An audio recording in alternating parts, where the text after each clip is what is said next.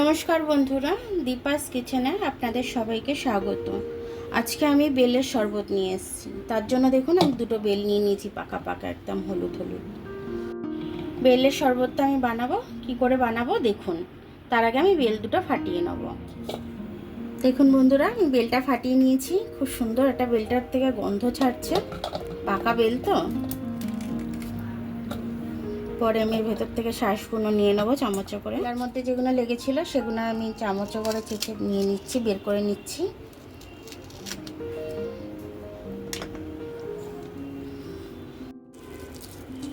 দেখুন বেলগুলো একদম পেকে গেছে খুব সুন্দরভাবে। আমি এবার এটার মধ্যে ঠান্ডা জল ঢেলে দেবো। দেখুন এবার আমি জলটা ঢেলে দিচ্ছি।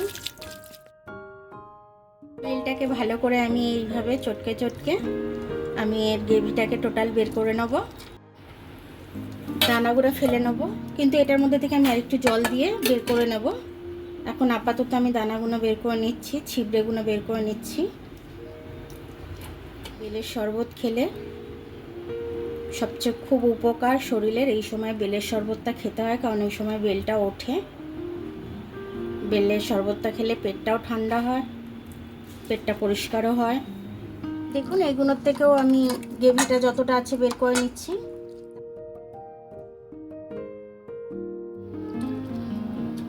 যাতে না বেলটাকে আমি একটু ছেঁকে নেবো ভালো করে, যাতে না এর আঁশগুলো থাকে। দেখুন আমি ছেঁকে নিচ্ছি। এটা খুব সুন্দর খেতে হবে এটা ছাকার পরে। দেখুন বন্ধুরা, আমি এটা ভালো করে ছেঁকে নিয়েছি। এবার আমি এর মধ্যে একটু লেবু দেব চিপে। একটা গোটা লেবু আমি পুরো দিয়ে দিলাম এর মধ্যে, কারণ বেলের শরবতটা আমার অনেকখানি তো, ওই কারণে। দেখুন কত স্মুথ হয়েছে একদম, কোনো ছিবড়ে নেই, কোনো দানা নেই, কিছু নেই একদম। 4 চামচ মতো চিনি দিলাম। আপনারা যেটা মিষ্টি খাবেন সেটা মিষ্টি দিয়ে নেবেন। এতটার মতো আমি কালো নুন দিয়ে দিলাম। এবার একটু সাদা নুন দিয়ে দেবো। বিট নুনটা দিলে খেতেও ভালো লাগে, গন্ধটাও ভালো লাগে। এবার সাদা নুনটা আমি দিলাম, লাগলে আরও দেব। এবার আমি 4টে গ্লাসে এটা ভর্তি করে দিচ্ছি। দেখুন এবার আমি আইসের টুকরোগুলো দিয়ে দিচ্ছি। ঠান্ডা ঠান্ডা বেলের শরবত কুলকুল আমার তৈরি হয়ে গেল। 1 গ্লাস খেলেই মন প্রাণ সব জুড়িয়ে যাবে একদম। আপনারা অবশ্যই এটা খাবেন, খেয়ে আমাকে কমেন্টস করে জানাবেন যে আপনাদের বেলের শরবতটা কেমন লাগলো। আমার ভিডিওটা দেখার জন্য অনেক অনেক ধন্যবাদ।